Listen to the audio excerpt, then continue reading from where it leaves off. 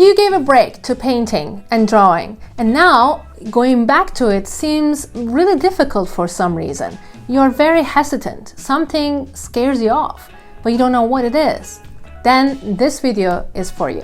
Most of the time we artists forget that creativity takes energy, a lot of energy actually. So creative energy requires you to have a good mental state, good physical state while you are painting or drawing.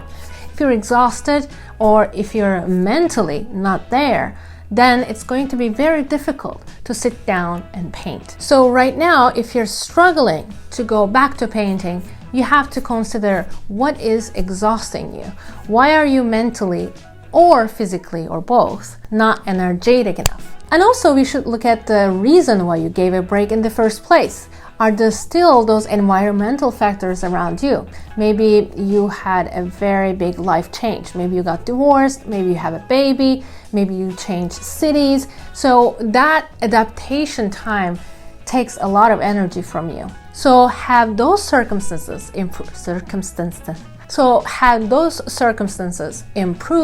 or it's the same? If it's the same, then you need to start finding some time for yourself, because if you're not painting, if you're scared to go back to painting, the reason could be because you're not spending enough time on yourself. Another big reason is we feel like our talent is out of the window if we don't practice, which is partly true. It's not out of the window, but it gets rusty. But don't forget, painting is a part of muscle memory.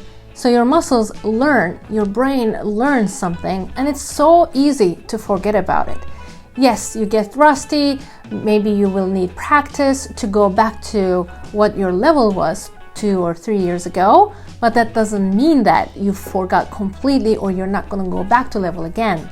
So what are the other examples to muscle memory? Riding a bicycle, driving a car, or swimming. When you try to swim after 10 years of not swimming, you will still remember. I have to show you something. You know that I have no problem showing you my mistakes or some things that I failed. So after a month of break, I came back early September and I started painting again. What did I do during that month? I was traveling. But now, since I got back, I tried to draw this bloody flower.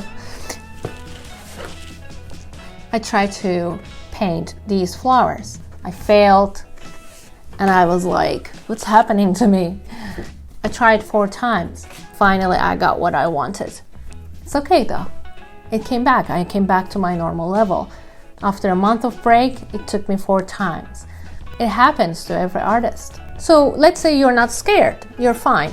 And your hesitancy is nothing to do with you forgetting how to paint or draw. And also you say that you're spending enough time on yourself, so you have no problem there. Then there is only one more thing that I can think of. You don't have the freedom of space. What does that mean? You don't have free time actually to focus and paint. And for that, you can create your own environment. Maybe you can go to a coffee shop or you can go to the beach. Now it's getting colder, so I would assume somewhere closed. You can even, rent out an Airbnb. And if you don't want to do that, you can also get together with your friend who also paints and you can paint together.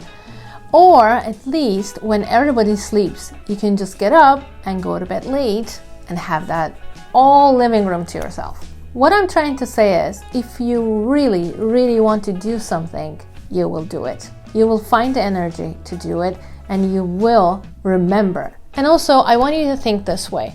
All those years that you gave break to painting, you learned many things. Your vision changed and you're a different person now. So you have new material. That's an advantage. Besides these problems that I just talked about, there are also some limiting beliefs that might be affecting your return to your art. That's why you need to check this out, because there might be more reasons that you don't know.